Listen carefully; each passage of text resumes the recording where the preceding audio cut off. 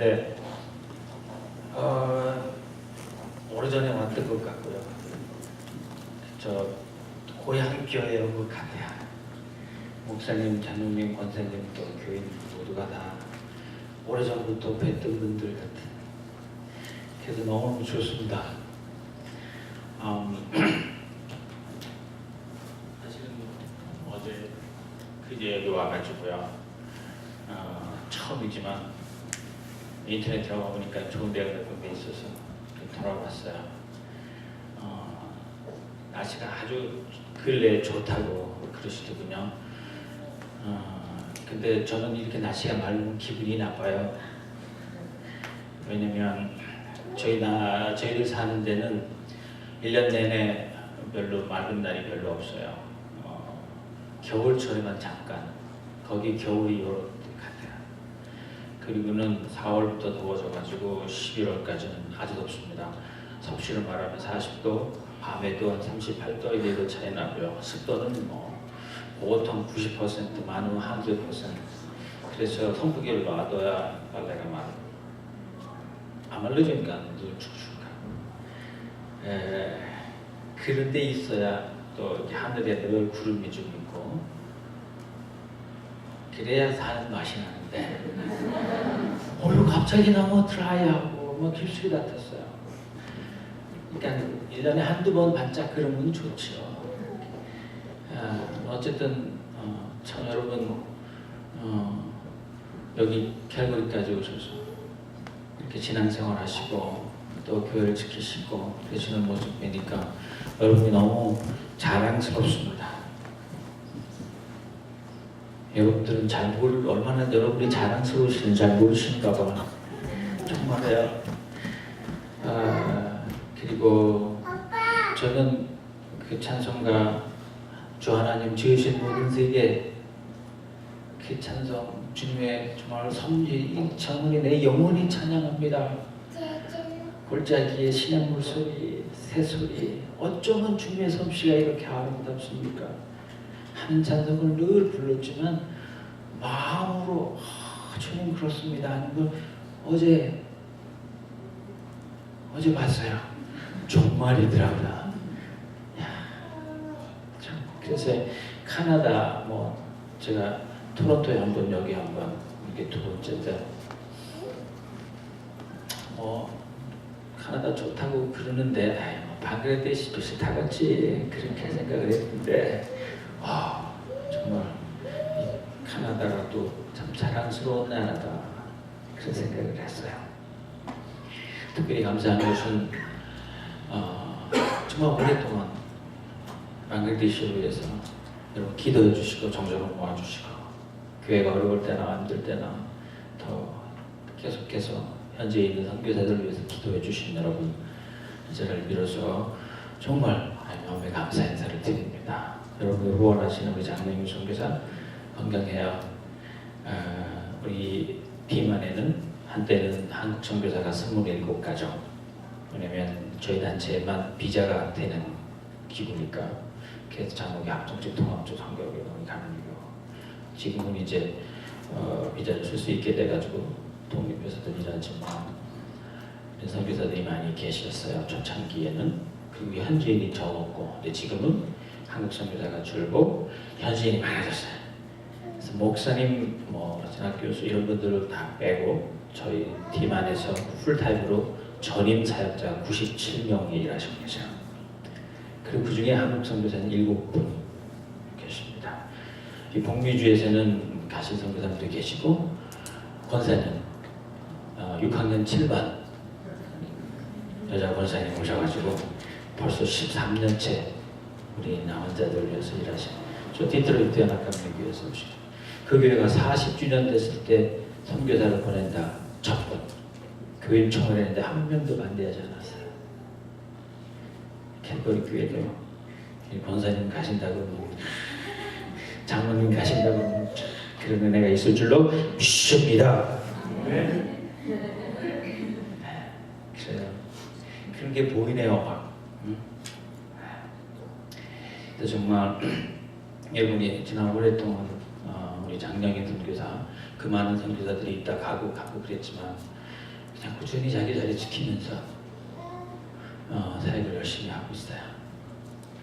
얼마 전에 감리교연에 참석하고 돌아와가지고 지금도 찔머리 사역장에서 사역을 잘하고 있어요. 여기 제가 들린다고 그랬더니 너무너무 좋아가지고 꼭 자기 안부 전해달라고. 그래서 제가 정확하게 전해드린. 그리고 여러분, 우리 팀을 대표해서, 방글라데시 사람들 대표해서 정말 마음의 감사 인사를 드립니다. 방글라데시라는 나라는 우리나라 남한만 하는데 1억 7천만 명이 살아요. 미국은 여기 캐나다는 세계에서 러시아 다음으로 큰 나라인데 3,300만인가 산대는데 이건 좀 불공평한 것 같아. 여기는 사람 보기가 어렵더구만요. 거기는 사람 안 보기가 어려워요. 어디를 가든지 물 많고 더위 많고 사람 많고 까마귀 많고. 그런데 여기는 하여튼 그런 가운데서도 우리 장영희 선교사 정말 감사하고, 벵골 사람들이 지금은 저렇지만 언젠가 정말 여러분 때문에 예수 믿었다, 그렇게 감사 인사를 기대합니다. 특별히 여러분이 자랑스러운 것뿐만 아니라 정말 존경스러운 이유가 또 하나 있어요. 그래, 어떻게 여기까지 오셔가지고 생업하시고 공부하시고 애 키우시고 사업도 하시고 그러시면서 또 신앙생활도 하시고 어떻게 그렇게 하실 수 있어요? 아이고, 여러분 정말 귀하시오. 특별히 몇 년 동안 경제적으로 굉장히 전 세계가 어렵잖아요. 캐나다는 잘 모르겠는데 이민사회가 다 그런 것 같아요. 그 어려운 가운데서도 그렇게 꿋꿋하게 지키시고 생업 유지하시면서 신앙생활 하신 여러분들 정말로 계속해서 축복해 주시고, 크게 축복, 세계 선교, 그리고 여러분 대대선서, 특별히 가정의 달을 맞이해서 계속해서 건강해지는 축복이 계시기를 주님의 이름으로 축원합니다. 감사합니다. 오늘 집사님 공독해 주신 요한복음 11장 말씀은 우리가 너무너무 잘 아는 말씀이에요. 나사로의 무덤에 주님이 가셨잖아요. 이미 죽은 지 나흘이나 지나서 몸에서 시체에서 냄새가 나는 상황입니다. 근데 주님이 오셔가지고 성분해하시면서 같이 오시면서 무덤에 가셨어요. 여러분 이스라엘에 가보신 분들은 아시지만 예수님이 장사지는 무덤 굴 모양이 저기 들어오는 출입문보다는 약간 작지만 그만좀 합니다. 거기를 막고 있는 돌이는 얼마나 컸겠어요. 근데 주님이 말씀하시기를 거기 가셔가지고 그 돌을 치워라. 그리고 그 안에 있는 시체가 죽어서 나흘이나 돼서 냄새 나는데 헝겊을 사용하고 있잖아요. 그 헝겊을 불러라. 그렇게 말씀하셨어요. 그랬더니 거기 있는 제자들 사람들이 그 돌을 치우고 헝겊을 불러냈더니 죽은 지 3일이나 된 나사로가 살아났습니다. 할렐루야. 이게 오늘 본문 말씀이에요. 그런데요, 문제는 여기 있어요. 예수를 잘 믿고 오래 믿은 사람도 주님, 큰 돌은 주님이 옮겨주시고 무서운 거, 더러운 거, 그거 시체, 그런 거 주님은 능력이 많으시니까 슉 해서 해주시고 하시옵소서. 그렇게 하는 게 우리 속에 우리 신앙인들이 갖고 있는 특별히 한국적인 그렇잖아요. 근데 보세요, 주님은 힘들어, 무거워, 네가 치우라고. 무서워, 하는 것도 당신 일이라고. 그거 하면 죽은 시체도 살리시는 줄 믿습니다. 주님이 살리신다고 했어요. 거꾸로 하는 신앙생활은 항상 피곤한 거예요. 어떤 분은 저는 연약하고 주님은 능력이 많으신 주님께서 하시옵소서. 오늘 본문의 말씀이 그 말씀입니다. 방글라데시에서 저희들이 하는 일은, 방글라데시는 좁은 나라의 모슬렘이, 거기가 인구가 1억 7천만 명이니까 그 중에 95%가 모슬렘이니까 1억이 넘어요. 중동에 있는 모든 모슬렘 그 많은 나라 다 합쳐도 방글라데시만큼 숫자가 안 돼요. 인도네시아 다음으로 방글라데시가 모슬렘이 많아요.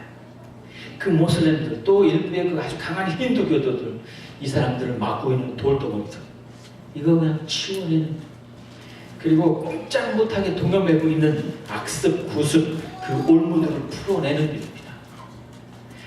비록 그 일이 아무리 오래 걸린다 할지라도 아무리 힘든 일이라 할지라도 단순하게 말씀대로 치워내면 불러내치면 그러면 반드시 주님이 살리신다고 했으니까 그 확신 가지고 콘크리트 바닥같이 단단해진 그런 온도들을 걷어내고 막혀있는 것들 치워내고 풀러내는 일을 그냥 하고 있는 거예요. 지난 30년 뭐 했냐고요? 그거 하고 있어요. 앞으로 뭐 할 거냐고요? 그거 할 거예요. 장정현 성교사 뭐 하냐고요? 그거 오늘도 하고 있어요. 저는 한국에서 2년 반 목회를 하고 방글라데시에 갔어요. 그러니까 저는 한국의 목회, 그리고 방글라데시가 다예요. 근데 제가 목회한 데는 충청북도 청일군 남일면 청원군 남일면 은행이라고 하는 데인데 송리단 가는데 그 교회는 어떤 교회냐면 한국의 소록도에서 나 환자들이 이제 양성 환자가 음성으로 변하고 이런데 손가락이 안 빠지고 보름이 더 안 흐르면 그러면 거기 소록도에 있을 수도 있고 본토에 정착할 수 있는데 맨 마지막 정착 팀으로 20가정이 나온 103번째 정착지입니다. 그래서 막 정착을 했기 때문에 그냥 옥막 짓고 돼지 몇 마리 뭐 다 이렇게 그냥 뭐 시설도 없는 그런 마을이 거기 말씀드린 충청북도 청원군 남일면 은행이 1번지예요. 그게 20가정이 이렇게 정착을 하고 있는데 제가 지나가다 보니까 교회가 없어요. 그리고 이 나환자들은요 소록도에 있을 때 아무리 신앙 없는 사람도 다 기도해서 하나님 거기 기도해 있거든요. 더 이상 문둥병이 확산 안 되고 생명만 살려주시면 참 영원 주님 사랑하면서 살겠다고 다 눈물 빼면서 혼신했던 사람들이거든요. 근데 더 이상 손가락 빠지고 코앞이 틀어진다고 나와가지고 돼지면 쫓아다니고 있잖아요. 그래가 가가지고 그렇게 하면 되냐고 그랬더니 말은 맞는데 생기긴 그렇게 안 생긴가 봐요. 저를 많이 여러 가지로 시험을 했어요. 그 나환자들이 예를 들면 들으라 그러더니 거기 이상하게 투명한 이 커피컵을 쓰더라고요. 거기다가 커피를 대접하는데 먼저 설탕을 넣더구만요. 파리가 뭐 얼마나 많아요. 물도 미지근한데다가 왜냐면 파리들이 막 쫙 붙었잖아요. 그 다음에 휘 쳤으니까 한두 마리는 쓱 잠수를 해가지고 이렇게 했는데 거기다 뿌린물 넣더구만요.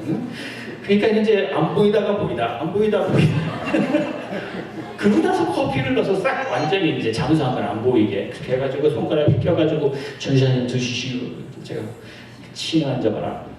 그걸 받아 마셨어요. 그리고 파리만 쪽 짜놓고 조금 있으니까 결혼 우리가 이거 결혼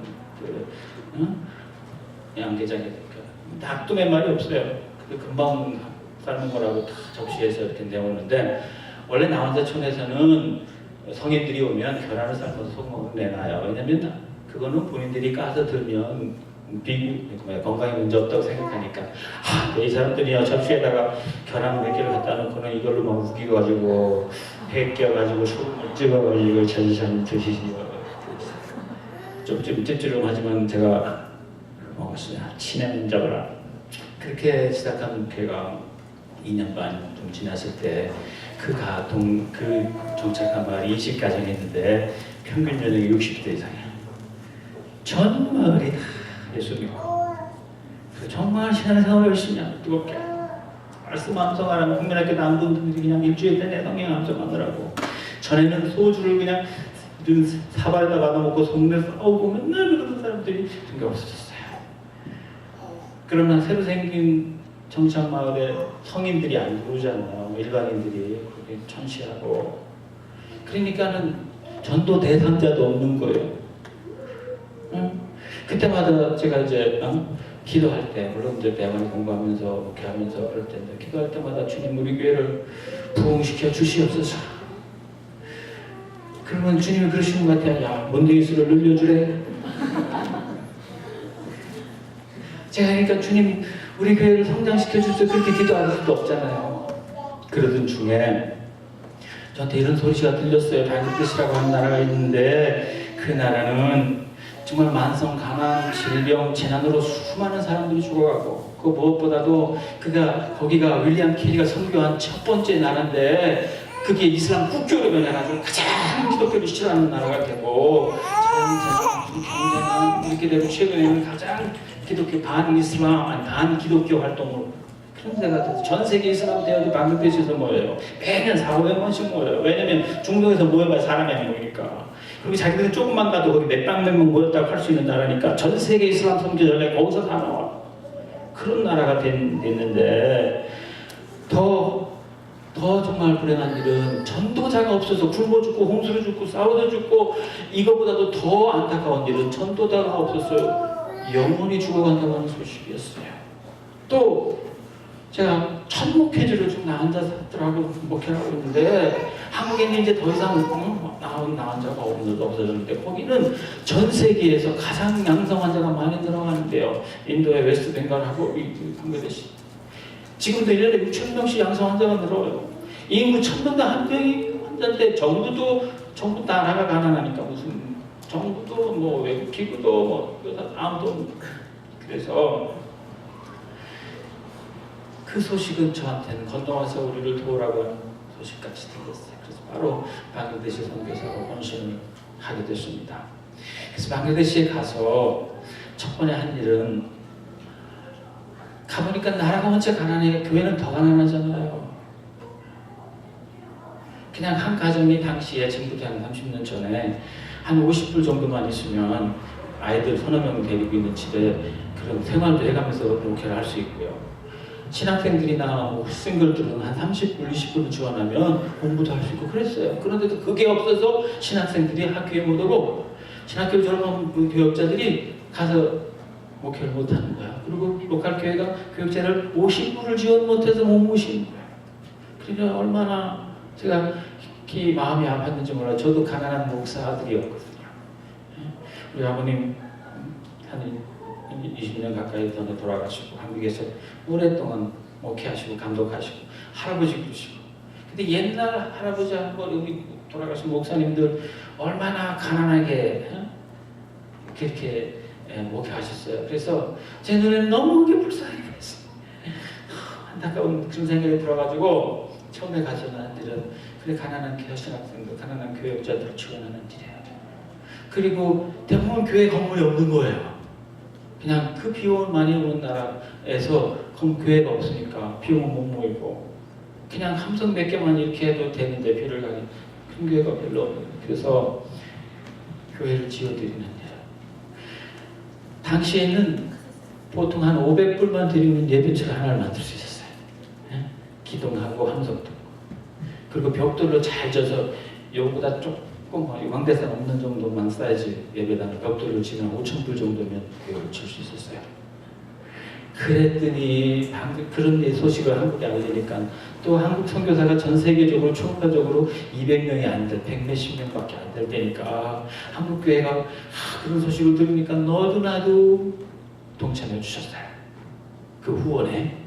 그리고 특별히 한국 사람들은 당신 이름 들어간 무슨 건물의 기념비, 머리돌에다가 이름을 쓴다든지 간판을 붙이는 걸 되게 좋아하잖아요. 무슨 기념교회 뭐 이런 거.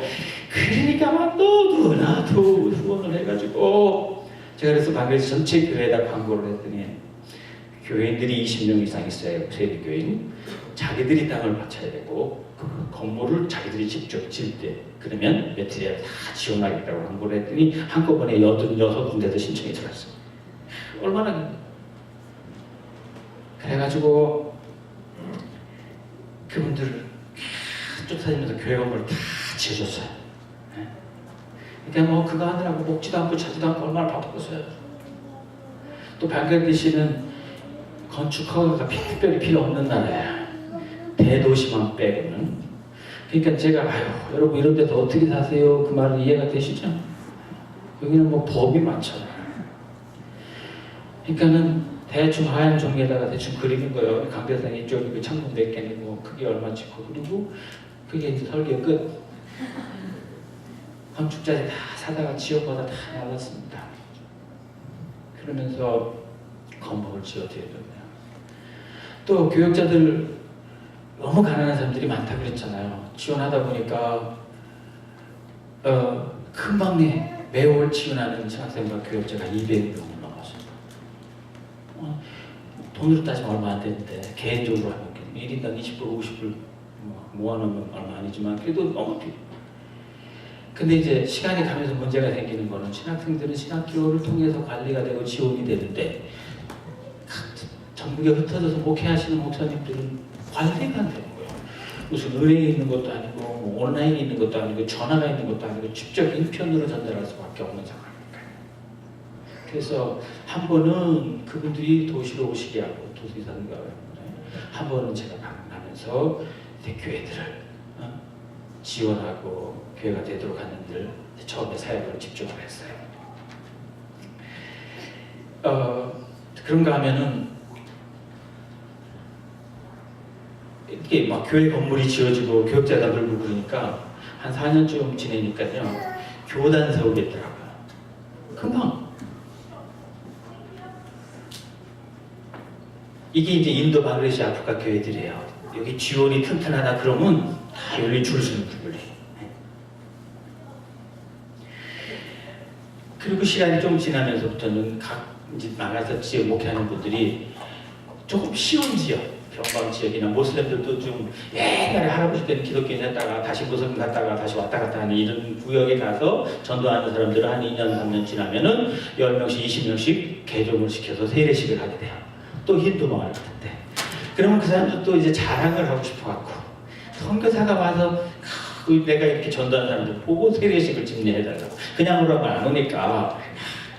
그래가지고는 그 다음부터는 건물 다 짓고는 각 지역을 다니면서 세례식을 집례하는 그런 일로 바빠지게 지냈었어요. 그래서 한 번은 그 다카라고 하는 지역에서 자동차로 3시간 가가지고 6시간 걸어가는 지역에 세례식이 있어 갔습니다. 아침 일찍 나가가지고 버스에 내려가지고 그래서 다 저녁 때 들어갔는데 선교사가 왔다고 온 동네가 나왔더구만요. 그리고 저녁 식사라고 외국인이라고 이렇게 요리를 해서 딱 주는데 이런 접시에다가 카레 국물 넣고 거기다가 요만한 개구리를 통째로 삶았는데 머리는 도 보이고 배가 볼록하고 다리가 쫙 뻗었는데 개구리를 다 올려나가서 삶은 개구리를 다 줬어요. 아니 다리만 빼서 고소주면 그거 좀 먹었는데 이 배와 내장과 이 머리는 이거 어떻게 돼요? 그래서 다리만 대충 한 점 뜯어먹고 그리고 저녁을 사양했어요. 그날 저녁에 비가 많이 내렸습니다. 근데 덥고 습하다고 그랬잖아요. 그 동네에 비를 피할 수 있는 비가 안 새는 집이 우리 그 행사를 위해서 하나 따로 만들었는데 위에는 갈대잎이 바닥 새로 하고 바닥은 새로 한 게 뭐냐면요 지네에다 소똥을 섞어서 바르는 거예요. 응? 그리고 거기다가 멍석 깔고 근데 여기 강대상에 있는 그 세개 합친만큼 되는 면적에 거기가 비가 안 새. 그래도 외국인 선교사와 또 교육자들이 왔다 그래서 저까지 6명이 요 강대상 2개 합친 것만은 거기에 밤을 자게 됐어요. 저는 외국인이라고 벽 쪽에 붙여졌는데 이게 비가 계속 오니까 이게 갈대를 타고 이게 벽으로 해가지고 방바닥으로 오니까 점점 물이 차기 시작하니까요. 이게 또 지르가고 호떡이니까 이게 미끌미끌하기 덥죠. 샤워도 못했죠. 굶었죠. 그래서 밤이 왜 이렇게 긴지 빨리 해라 또 내일 아침 빨리 예식 마치고 빨리 돌아가야지 이 생각밖에 없어요. 아침이 됐습니다. 교육자들이 그 세례를 받겠다고 하는 사람 문 닫고 교육하고 다 준비하면 그러면 거기는 이렇게 동네 앞에 있는 그런 웅덩이에서 가서 침례가 제가 침례하고 그리고는 제쪽에서 돌아오는 길에요. 똑같은 시를 뺏겨야 되니까 6시간 걸어서 차서 11시쯤 빨리 해도 11시 반쯤 떠났으니까 제일 뜨거운 시간에 걷기 시작했는데 한참 걸어가도 조기만 돌아가면 다 왔다고 하는지를 벌써 여러 번 들었는데 또 돌아가면 버스 타는 데라고 해요. 근데 제가 저녁 안 먹었죠.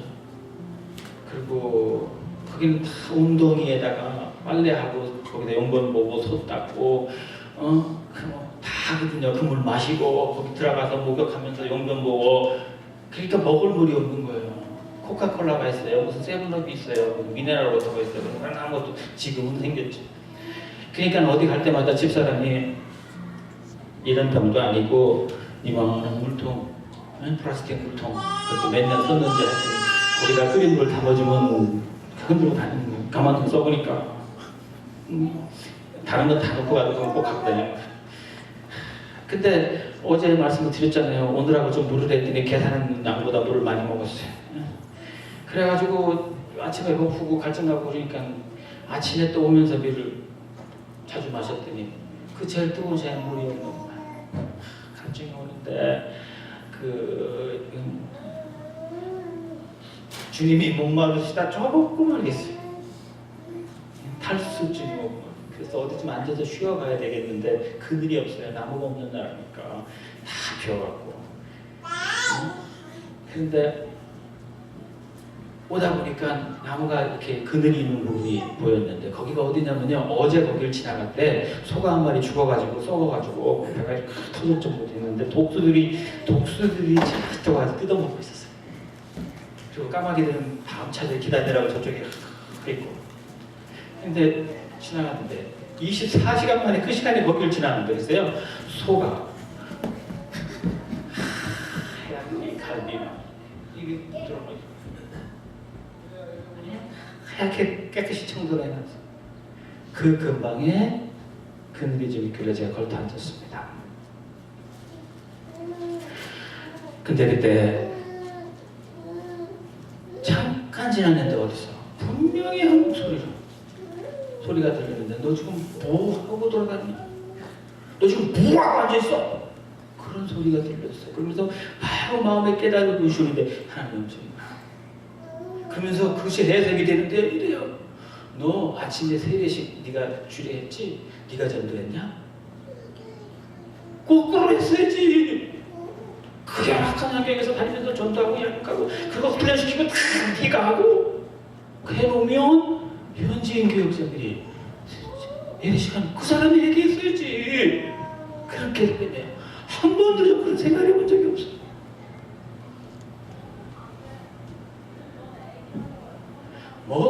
네가 그렇게 열심히 바쁘게 돌아다니지만 지금 정작 현지인들이 한 거 다 가르치고 힘든 일은 전부 현지인들 시키고 도대체 네가 한 게 뭐냐? 교육자들 지원한다고? 신학교도 도원한다고? 신학교 진다고? 교회 뭐 많이 진다고? 그래 네가 열심히 벌어가지고 번 돈이냐? 그러시는 거예요. 성경이 전달하면서 겨우. 도대체 그것도 그 교회를 많이 진다고. 그래 그 현지교회 진다고 하면서 현지에 못 믿어가지고 네가 다 설계하고 건축재재 다 사다 놓고 다 실어 나가서 또 훔쳐가나 안 훔쳐가나 다 쳐다보고 하느라고 너는 형사놀이 돼가지고 그러고 먹지도 않고 자지도 않고 돌아다니고 있잖아 하는 소리였어.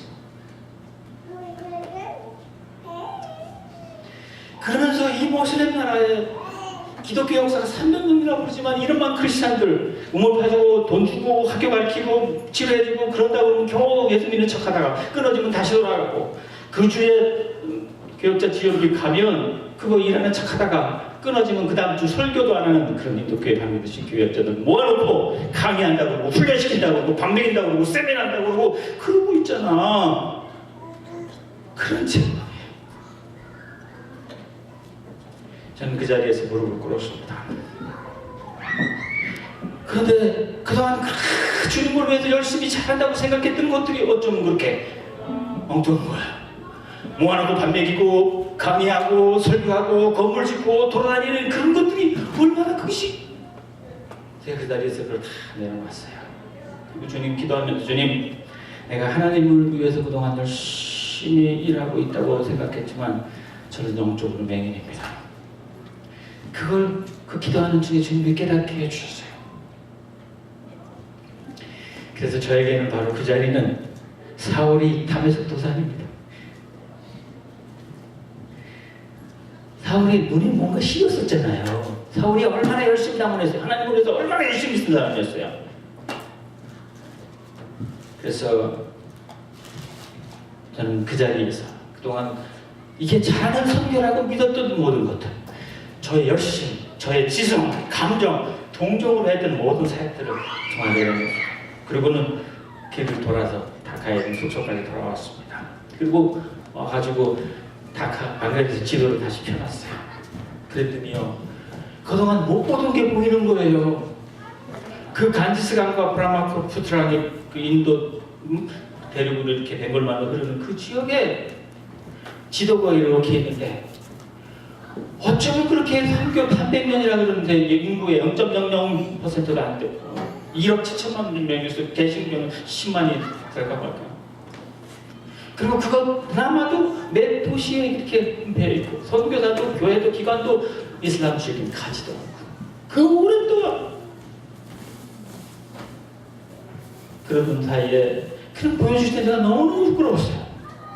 그러면서 기독교인 교회 안에서 교회 좀 지원하고 하는 걸 잘하는 걸로 생각하고 모슬림한테 정작 전도하는, 이게 너무 그렇게 생각했어요. 그러는 중에 주님이 한 지역을 보여주시는데, 그게 방글라데시의 파키스탄 북쪽의 지역이에요. 여러분 잘 아시지만 모슬렘에는 두 개의 큰 그룹이 있습니다. 하나는 시아파가 있고, 그게 이제 아프간, 이라크, 이슬람, 폭력주의를 많이 하는 텔레반 그룹. 그리고 순니파, 소위 사우디를 중심으로 한 왕정주의를 하고. 근데 방글라데시는 약 70%가 순니고 그 중에 한 30%가 시아파인데, 이 시아 사람들이 다 북쪽에 있어요. 가장 강한 사람들, 아주 꼬치거리죠. 그리고 그 지역은 방글라데시에서 그 모든 나라 사람들이 아주 고난의 대명사 같은 지역입니다. 그래서 찔만이 그러면 벵골이 사람들은 어떻게 하냐면 제일 먼저 홍수가 나는 곳, 제일 먼저 사람이 죽는 곳, 제일 가난한 곳, 제일 무식한 곳, 그렇게 알아요. 제일 사고만 치는 곳. 그래서 그 나라의 유명한 폭송에 찔만이 강가에서라고 하는 노래가 있어요. 그거는 한국의 이미자의 동백아가씨, 또 뭐 아리랑 이런 수준으로 한국 사람들이 노래하면 다 아는 노래야. 그쪽은 이 브라마푸트라라는 강이 겐지스와 합쳐서 방글라데시 이렇게 이룬다고 했는데요. 겐지스는 길이는 길지만 강폭이 좁습니다. 근데 브라마푸트라는 이게 짧지만 이게 강폭이 넓어서 좁은 데는 10km, 넓은 데는 20km의 강폭이, 수량이 겐지스보다 훨씬 많아요.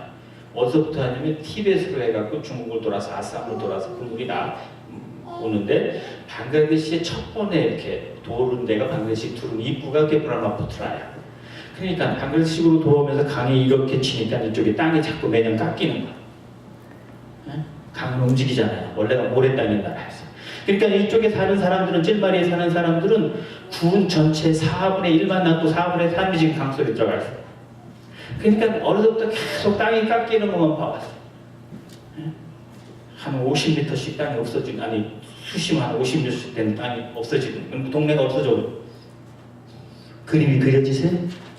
여기는 튼튼한 바위로 아름다운 산으로 되어 있으니 전혀 그림이 안 그리시죠. 그러니까 이 사람들은 늘 떠내려가는 거 봤어요. 집도 떠내려가, 땅도 떠내려가, 다 떠내려가. 그 노래의 가사는, 유명한 노래는 이랬어요. 이렇게 마이너로 단조로 흐르는 노래인데, 강아 강아, 집도 가져가고 밭도 가져가고 나무도 가져가고 다 가져가도 내 님만은 두고 가고, 뭐 그런 말. 그렇게 해가지고 슬픈 지역인데 하나님 그걸 보여주셨습니다. 그래서 가고 싶은 마음을 주시고, 그래서 가려고 이렇게 준비를 했더니 430km인데 다리가 없고 길이 뭐 직행버스가 있나요? 뭐. 그러니까는 다리를 건너는데 하루, 다리 건너서 차 가는 데까지 하루, 그 다음에 다시 또 걸어서 하루, 3일 걸려서 410km를 이 당에 들어갔더니, 어쩌면 그렇게 옛날 한국에 들어왔던 선교사들이 처음 고백하는 거 똑같아요. 언도도의 기도문에 보면, 주님, 그가 첫 번 대표서 한국을 보면서 기도한 거야. 주님, 여기는 아무것도 보이지 않습니다. 한국 사람들은 싸움질만 하고 뭐만 하고 이유만 되고 놀기만 하고, 여기는 참 소문이 보이지 않습니다. 그렇게 했던 거 똑같아. 어쩌면 그게 똑같아. 다들 입에 달고 서는 소리가 안 된다는 거, 없다는. 그리고 국민학교 나온 사람이 20만 군, 20만 명인데 3명. 평생 의사를 본 사람이 몇 사람 없어요. 다 그냥 낫다 그냥 죽는. 하루에 한 번 먹는 사람 대부분.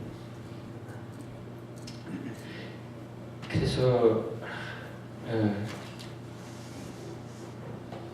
처음에 가니까 이제 거기 군수 또 지법 판사 일주일에 한 번씩 오는 또그 국경수비대 조그만 소대 같은 게 있는데 거기 책임자 셋이 처음 외국인이 들어왔다고 같이 모여줬어요. 그래서 왜 왔냐고 뭐 이제 소개하고 그랬더니 저녁 때가 됐는데 다들 자기 집에 와서 자래요. 보니까 다들 방에 한 개인데 애들은 많고 전로에서 방을 내주면 그들은 어디 가서 그래가지고 그 여기가 유명한 그 강가에 부둣가에 내가 가겠다고 거기서 자겠다고 다 안 된다고 그리고 부르시고 갔어요. 제가 여행할 때마다 조그만 1인용 텐트를 갖고 다닙니다.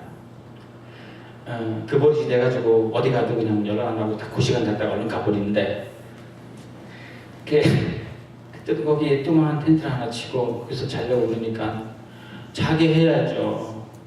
첫째, 외국인이 처음 왔어요. 처음 보는 텐트가 있어요. 이런 게 있어요. 그리고 전기가 몇백 년 동안 없는, 몇천 년 거기 전기가 없는 데니까요. 근데 밤이 돼가지고 제가 프레시라이트를 켰잖아요.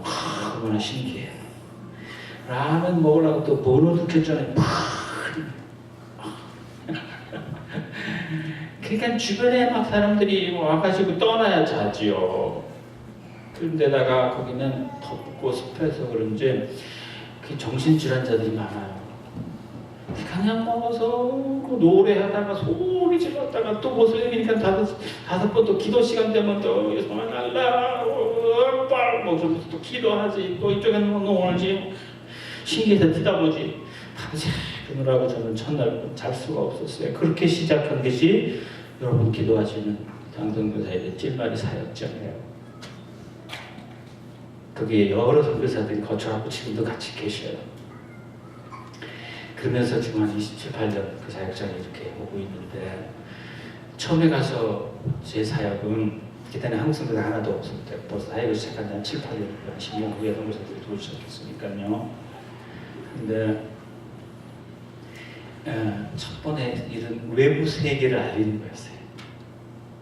두 번째는 자기들의 문제를 스스로 할 수 있다는 생각을 갖게 했어요. 맨날 인시알라, 알라가 다 하는데 그러고 있는 사람들의 생각을 하고 그리고 세 번째는 기독교인은 무조건 마귀라고 생각하는 사람들에게 친분을 쌓아요. 얼마나 기독교인을 나쁘게 생각하는지 아세요? 여러분들은 기독교 문화 가운데 있으니까 기독교인이 괜찮은 건 줄 알죠? 아닙니다. 이슬람 지역에 가보세요. 가장 증오이 되는 예수 믿는 사람이고 미국과 카나다와 이런 데서 온 사람들이고 근데 그거 모르고 단기 종교 간다고 가가지고 그러면 저 마음을 생각할까 많아요. 어쨌든 그 사람들하고 친분을 쌓아가는 것들이었어요. 그런데 시간이 가도 현지인들이 반응이 너무나 차갑고 공격적이었어요. 나라가 다 낮은 나라니까 여러분 상상이 안 될 거예요. 해봐 1년 타면. 그리고 1년에 6개월은 물에 들어가요. 그러니까 방글라데시는 물 보이고 사람 보이고 거기는 보여요. 비행기에서 우기처럼 어디로 내리나 그렇게 할 정도로. 그러니까 조금만 높은 데는 땅을 사기가 어려워요. 그런데다가 어느 정도 1에이커라도 땅이 좀 필요해서 구하려니까 아무도 안 하는 거야. 왜? 기독교인이 이 성스러운 이슬람 지역에 와서 뭘 하려고 자기 좋은 말을 다 하지만 결국엔 예수 믿으려고. 그러니까 나도 합심을 해가지고 땅을 그래서 어렵게 땅을 조금 나무 밑에 가서 여러 바퀴 돌고 그래가지고 조그만 땅을 구했는데 저지대 1년에 6개월 물속에 들어가 있으니까 어떡하겠어요. 거기를 흙으로 왜냐면 장비가 아무것도 없고 전기가 없으니까 삽 꽂기만 갖고 시간 있을 때마다 그걸 높였어요. 그러니까 현지인들이 볼 때 외국에는 먹을 거도 이때는 오줌 먹을 거 없으면 몇 거 와서 저 짓을 하고 있나 걱정은 하더라고요. 그래도 아무도 안 도와줘. 그럼 뭘 좀 치려고 자재를 사다 보면 그 다음날 하나도 없어요. 다 묻혀가지고 깨끗하게 아무것도 한 트럭 갖다 놔도 흔적도 없어. 사람들이 너무 열악한 환경에 환자가 많으니까 좀 치료해 주려고 사람들을 부르면 그 피 빼서 외국으로 가져갔다고 못 가게 해야 돼. 지금도 그런 사람이 있어. 공부를 못했으니까 가르치려고 학생들을 모으면 예수쟁이 만든다고 모스크에서 쫙 반대해서 학교를 할 수가 없어요. 애들 보내.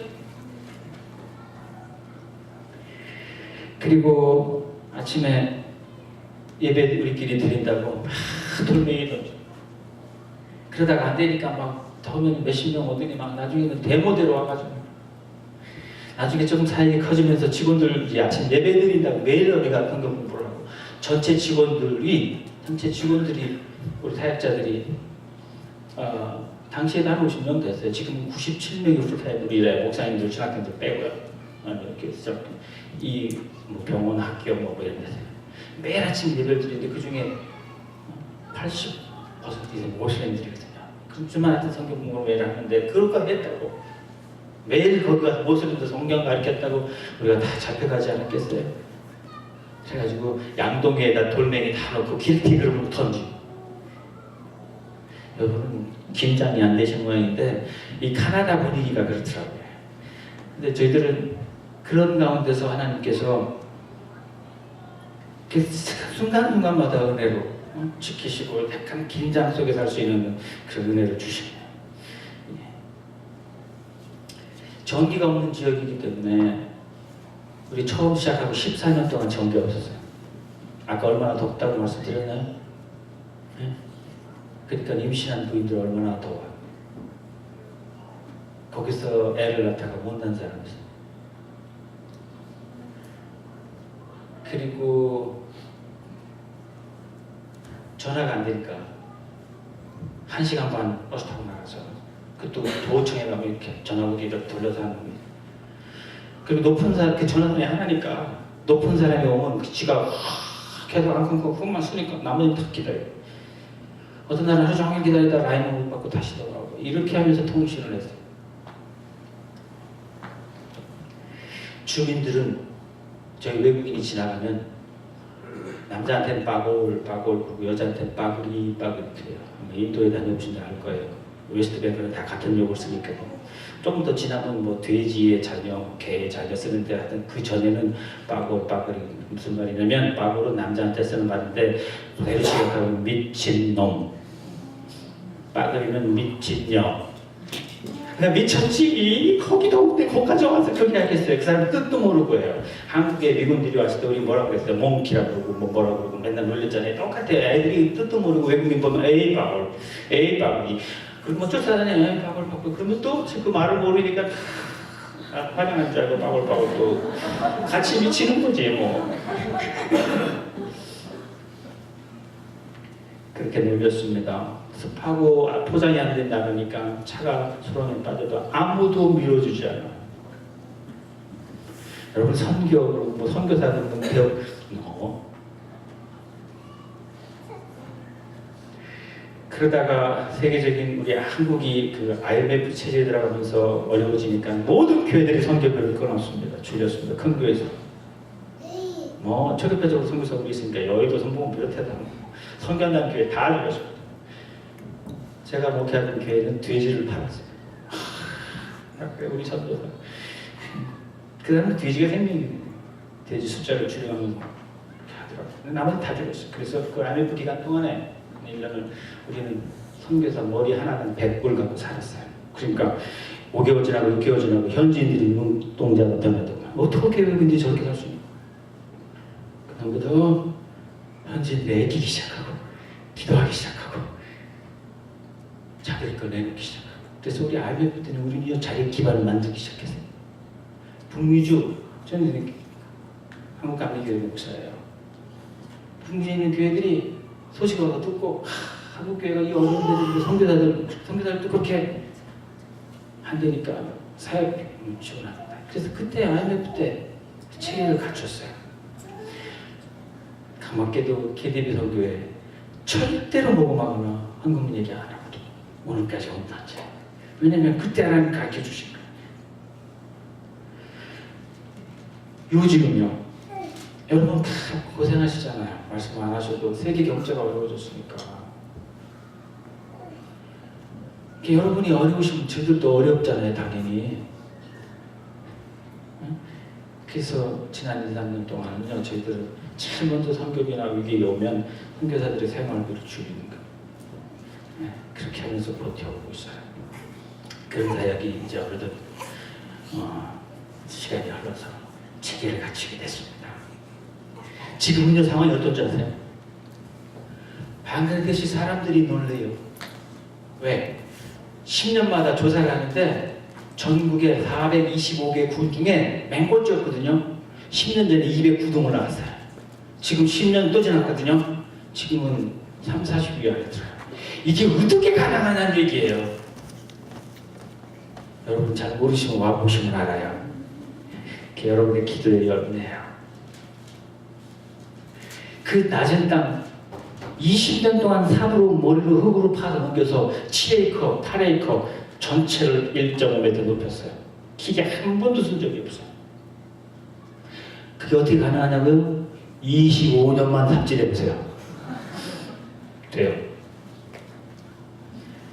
이 사람들은 이슬람 신앙 그저 알라 그러고 앉았잖아요. 그래서 거기 농군학교 중앙공무원 뭐 이런 것도 저희가 다 기억하는데 오면 제일 뜨거운 시간에 노동시켜. 제가 하니까 같이 하니까 여자가 남자가 선교사들 같이 하니까 그게 수업인데. 그리고 저녁에 다 모아놓으면 여기 공무원이든 농부들이든 청년들이든 다 모아놓으면 저녁에만 시간을 쓰는데 그 시간을 모아놓으면 절대로 성경 어디 핍시다는 거죠. 다 무슨 인데 그 사람들 절대로 안 듣는데.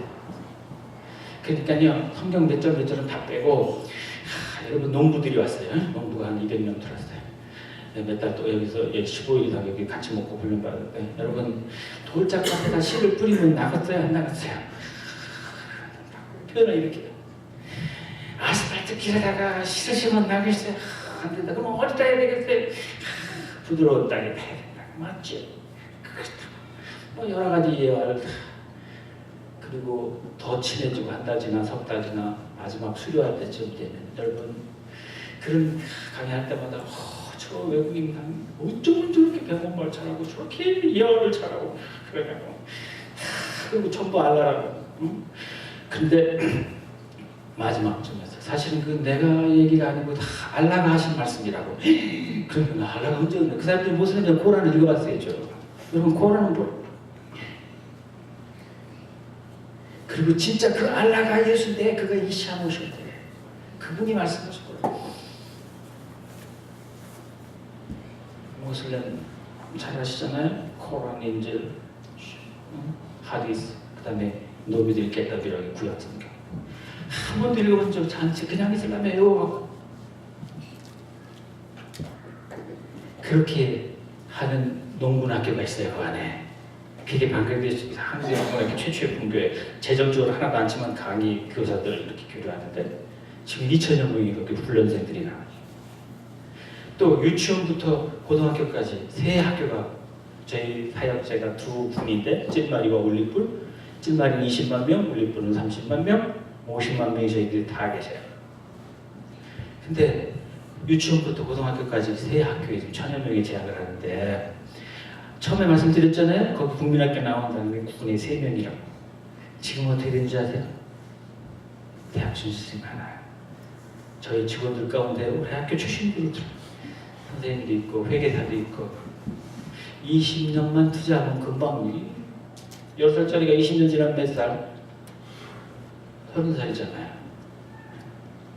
그렇게 오셔서 사역을 하고 있는데 방글라데시는 한 말씀만 더 드려야 돼서 방글라데시는 학력고사라는 게 있어갖고요. 어째같이 5학년, 8학년에 학력고사를 패스해야 사고학교 진학해요. 성적관리를 방글라데시 문교부가 해요. 전국에 4만 개의 대학 학교가 함께 시험을 보는데 그 중에서 전국에서 GPA 5% 안에 드는 사람 발표를 해야 신문 TV 버리거든요. 그런데요, 몇 년 전부터 저도 깜짝 놀랐어요. 쫙 방글라데시 북쪽 찔마리에 12명이 한 학교에서 나왔다고 막 난리가 났어. 가만히 보니까 우리 학교.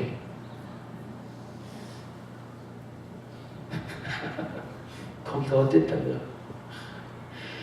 학생들을 보내지 않고 모슬렘들이 거기 가면 예수 믿게 한다고. 그런 사람들이 요즘 학교에 학부형회를 하면요, 이거보다 더 많이 이렇게 모이는데, 응? 부모들 모일 때 모슬렘 그 교육자들 모르비라고 있잖아요.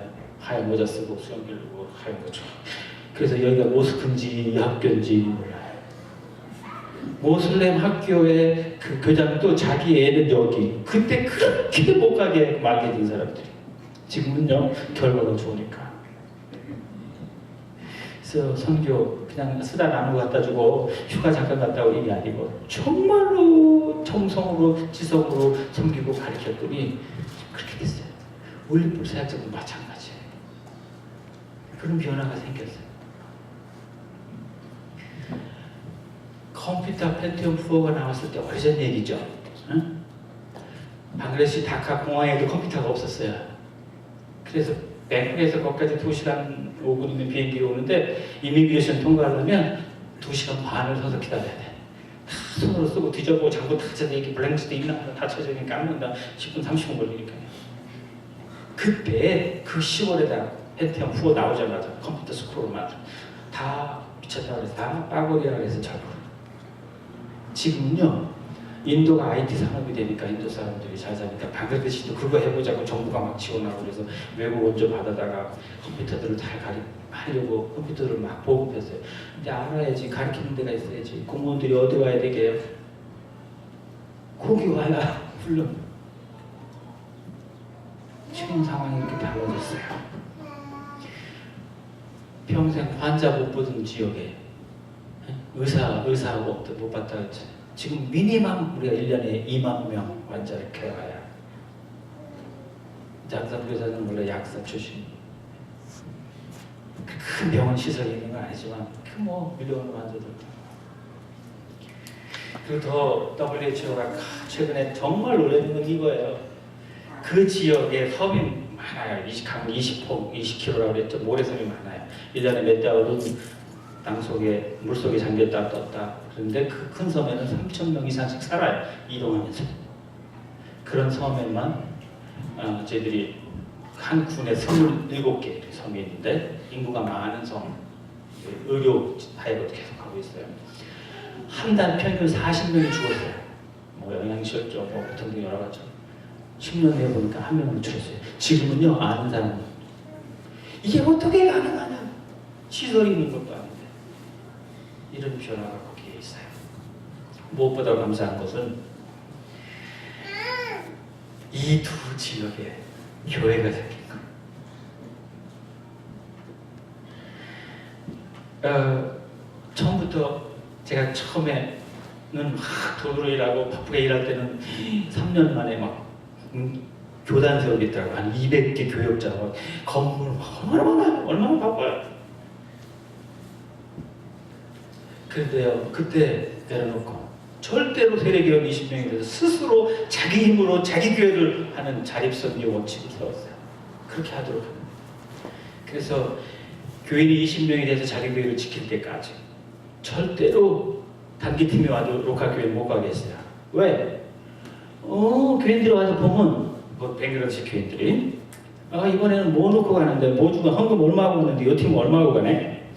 이 팀은 무슨 프로그램하고 가는데 이 사람들은 뭐 하고 가네? 잘했네? 못했네? 그리고 주님은 없고 그 사람들의 프로그램과 그 사람들이 하는 헌금에만 관심이 있어.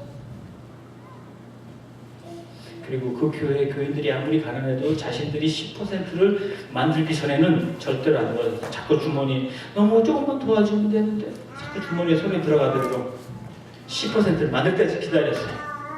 그랬더니 근 20년이 돼서 울리불에는 10%를 만들어서 2년 전에 한 2만여 불 들여서 그런 교회를 벽돌을 잘 짓고 거기 한 30여 명 교회들이 생겼어요. 이슬람에서 개종한 사람들이. 찔마리에는 8명 됐다, 9명 됐다, 12명 됐다. 아직도 20여 년이 지났지만 그러고 있어요. 그 더 강한 지역. 교회를 짓고 잘 하면 될 것 같은데 안 하고. 그래도 감사한 거는 스스로 자기 힘으로 전도하고 하는 교회가 2개가 생긴 거예요. 아니 한번 제가 생각해보면 너무나 이렇게 처음에 3년 동안 4년 동안은 한 200개 금방 교단 간판을 많은 사람 그걸 내려놓고 이렇게 오래 걸리지만 너무너무 감사한 건 두 이슬람 지역에 2개의 교회가 생기고 더 감사한 건 모든 행정, 재정, 인사, 현진 스태프들이 100여 명 되면요 거기에 모든 게 다르잖아요. 그리고 뭐 학교, 병원 지금 이런 돌아가려면 모든 행정, 재정, 인사 관리를 현진들이 다 맡게 되더라고요. 이제 우리 선교사들이 그동안 못했던 야극한 또 전문 사역하는 행렬교 선교사도 맨날 바빴어요. 제가 몇 년 전부터 5년 전부터 선교사들 열쇠 다 내놔 통장 조인사는 것도 다 포기해 인사보도 참여하지 마. 그랬더니 혼자 사는 선교사들 특히 여자 선교사들 자꾸 디렉터가 뭘 빼앗는다고 생각하는데 절반에 그걸 놔야 영원 얘기할 수 있잖아. 그걸 놔야 전도할 수 있잖아. 이런 분위기를 주님이 만들어 주시고 또 어려울 때마다 주시는 만큼만 진행해 갔더니 이게 현지인들이 자기가 자기 돈으로 하자고 해서요 5년 동안 지금 전체 예산의 32%까지 로컬에서 전체 예산을 만들어내고 있어요. 아이고, 이 엄청난 건데 졸리시는 거. 이슬람 국가, 가난한 나라, 그것도 전통적으로 원조로만 살았던 교회, 그것도 이슬람적인 선교사도 선교부도 로컬 교회도 안 가는 지역에 이슬람 직원이 85%인 단체 안에 스스로 만들어가서 우리 전체 볼륨이 그만 보세요. 100명에 의사는 한 400불 받아요. 최저임금이 100불이에요. 그러면 150불 평균 임금에서 한 달에 인건비만 얼마예요? 병원, 학교 뭐 얼마나 최소한 US달러 3, 4만 불이 매워 every 필요해요. 그러니까 한 번, 평생 한 번 모금하지 않아 또 돌아가는 우리 선교사들 어디 나가면 쭉 그거죠. 그래도 하나님 꼭 필요할 때 그걸 채워주고 계시는 거예요. 없으면 현지인들이 만드는 거예요. 이러면서 오늘 이 일들을 하나님 이루어 주셨습니다. 여기까지가 우리 설교 보고고요. 기도 제목을 좀 말씀드리려고 그래요.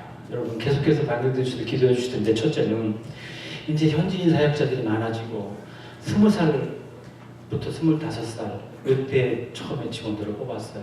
이분들이 20여 년 이상 같이 일하니까 모슬렘 힌두들 매일 성경 공부하면서 예수 믿게 돼요. 그리고 벌써 20살에 들어왔으면 20년 지나면 40살이고 30이면 50이잖아요. 이분들이 다 영향력을 미치게 됐어요. 그러니까 그 안에 리더십 싸움이 생기는 거예요. 집사님 둘 중에서 하나는 저건 왜 잘돼? 나는 왜 못돼?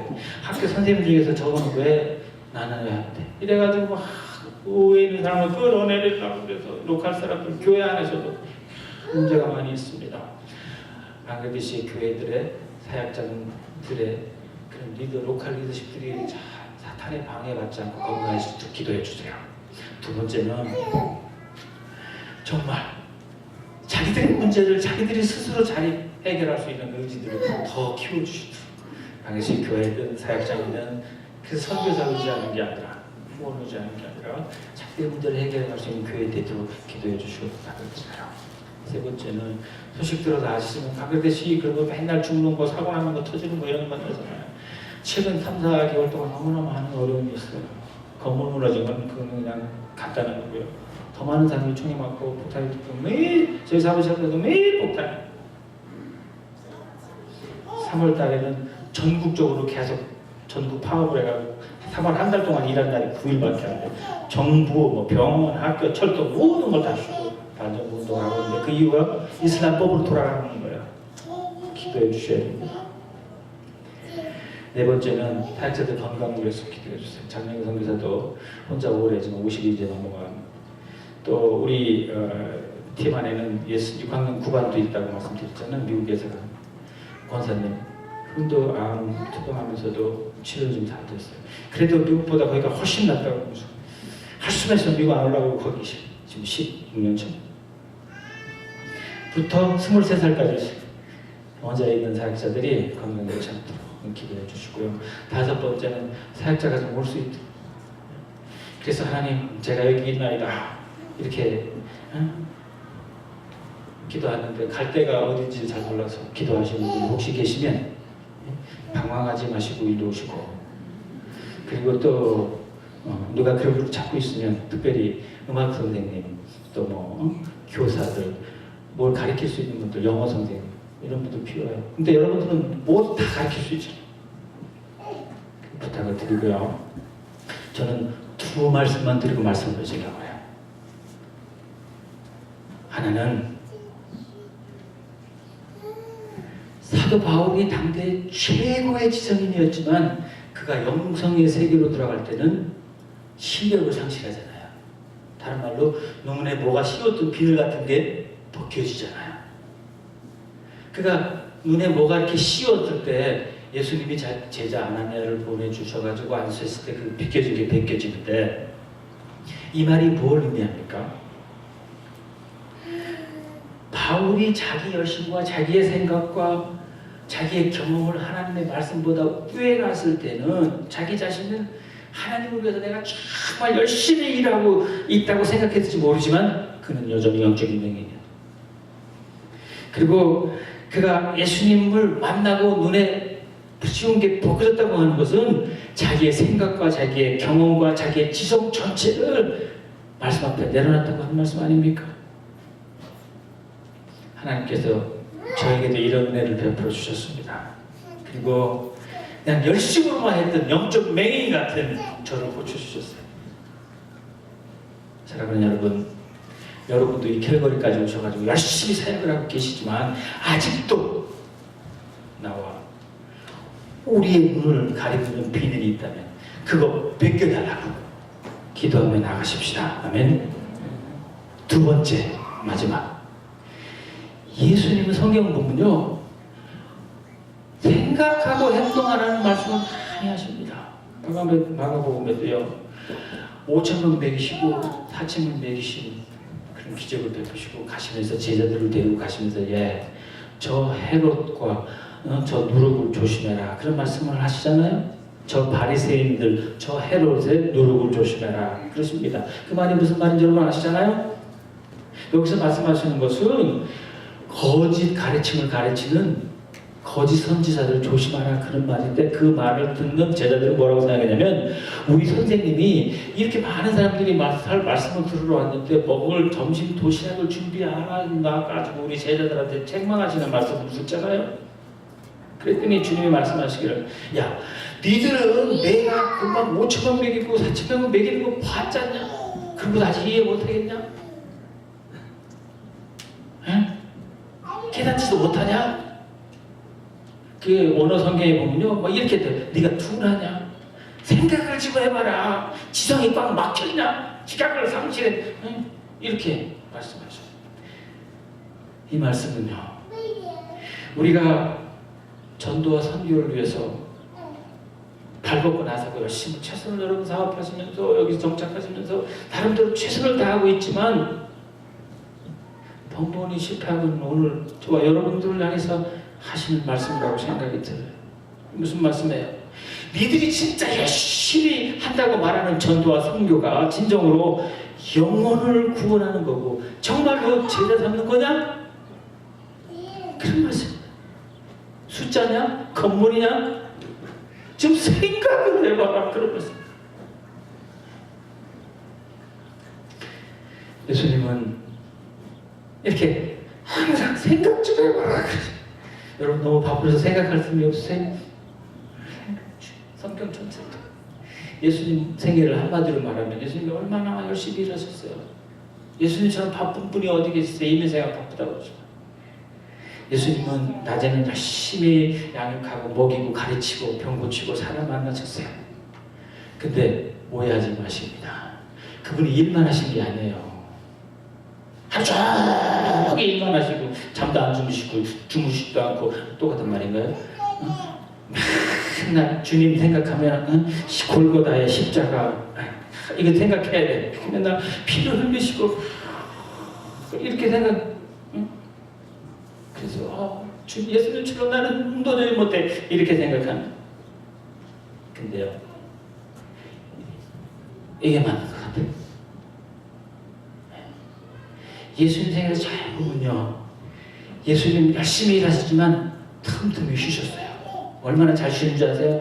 5,000명을 먹이고 그 바쁘고 낮에 잠깐 이동하셨어요. 앉아보는 곳으로 가시고 자기만 쉰 게 아니라 제자들도 성경 보세요. 잠깐 가서 쉬어라.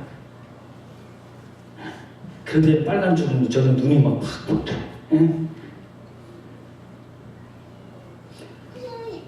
한적한 곳. 요새 말하면 어디 갔어요? 이 길거리에서 한적한 곳, 대낮에 골프장이나 뭐 어디 산속이나 그런 거겠지 뭐. 계곡이나. 그 밤중에도 주님이 쉬실 줄 아는 분이었어요. 그리고 밤에는 잘 안 쉬셨어요. 새벽에는 기도하셨어요. 이게 예수님처럼 일하는 거예요. 예수님처럼 일한다니까 뭐 평생 그냥 십자가에 피를 흘리고 굶고 고난과 매를 받고 평생 주님 눈물로 그러고 그것을 뭐로 위한 건데. 저도요 예수님처럼 된다고 그냥 맨날 금식하고 잠도 잘 안 자고 그냥 일만 하면 그 잘하는 줄 알고 그렇게 지내다가요 죽을 병이 걸려가지고 얼마나 고생. 이제 여러 번 그 dengue fever하고 치사율이 높은 병을 여러 번 앓았는데 그 현지 병들 그 중에 한 번은 출혈성 병이 걸려가지고 다 죽게 됐어요. 그것은 치사율이 참 높습니다. 피하 출혈이 와서 장출혈, 뇌출혈까지 가는 건데 집사람들 여기 와 있고 또 현지인들만 있고 한국 성사들도 없을 때니까 제가 평상시에 한 말이 있어요. 의식이 있는 한 나를 치료를 위해서는 절대로 방글라데시 국외에 데려가지 못한다. 끄떡 아픈 싱가포르 뱅콕으로 이송하는데 절대로 그러지 못한다. 그래왔기 때문에 현지인들이 어떻게 하겠어요? 로컬 병원으로 저를 옮겼어요. 이 병은 치사율이 많고 한때는 뭐 몇천 명도 있고 몇백 명도 죽고 그랬어요. 그 외에 많이는 죽었는데 제가 로컬 병원으로 갔는데 저 주치의가 모슬렘 의사인데 그래요. 경험 없는 이런만 있는 뭐 한국이나 뭐 다른 데로 가지 말고 다 생명은 알라의 뜻이 있는 건데 우리가 믿고 그냥 치료해보자고. 그래서 제가 인샤알라 그랬어요. 그러면서 하나 덧붙이는 건 당시 자기들이 그 임상 경험 많다는 거예요. 당신 방 그 침대에서만 지난달에 죽은 게 100명이 넘는데 이 사람이 혈소판이 있는데 40만 개라잖아요 기본이. 그게 만 밑으로 떨어지고 8천, 6천 막 떨어지고 그러니까 매일 피를 뽑으면 피가 줄줄 새는 피를 뽑을 수도 없어요. 의식도 없어요. 가끔씩 돌아오는데 한 번은 그냥 6천 됐다가 좀 올랐어요. 그래서 제가 의식 돌아갔을 때 더 이상 피를 빼지 마라. 올랐잖아. 나를 숙소로 옮겨라. 한 달 동안 숙소에서 요양을 하는데 아침에 현지인들이 문을 살짝 열고 내가 죽었나 살았나 보고 내가 얘기했어요. 그때 제가 꿈을 꿨어요. 저희 아들이 덩치가 크고 살이 쪘어요. 어려서부터 제 할머니가 영혼이죠. 예장 목사님 못 먹어서 자기가 어려울 때 이게 너 성경을 이렇게 니라 먹어라 그래가지고 우리 아들 그냥 손자를 자꾸 매여가지고 이미 이렇게.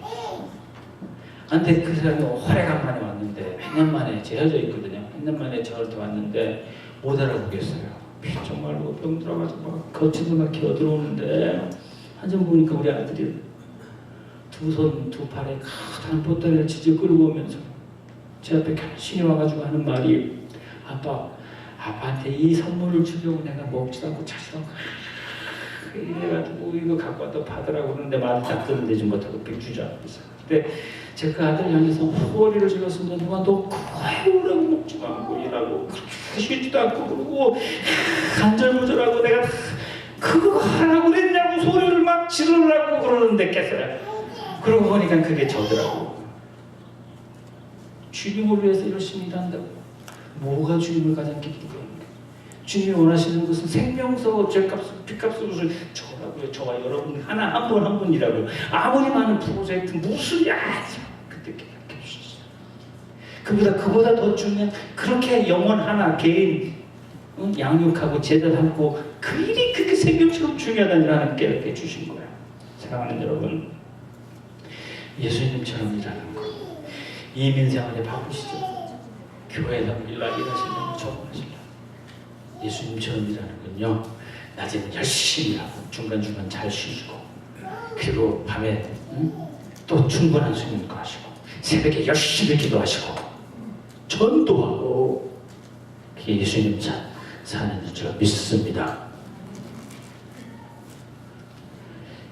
여러분 하나 좀 여쭤볼게요. 예수님이 우리와 동시대에 오셔서 일하신다면 지금 예수님이 골프를 치셨을까요? 안 치셨을까요?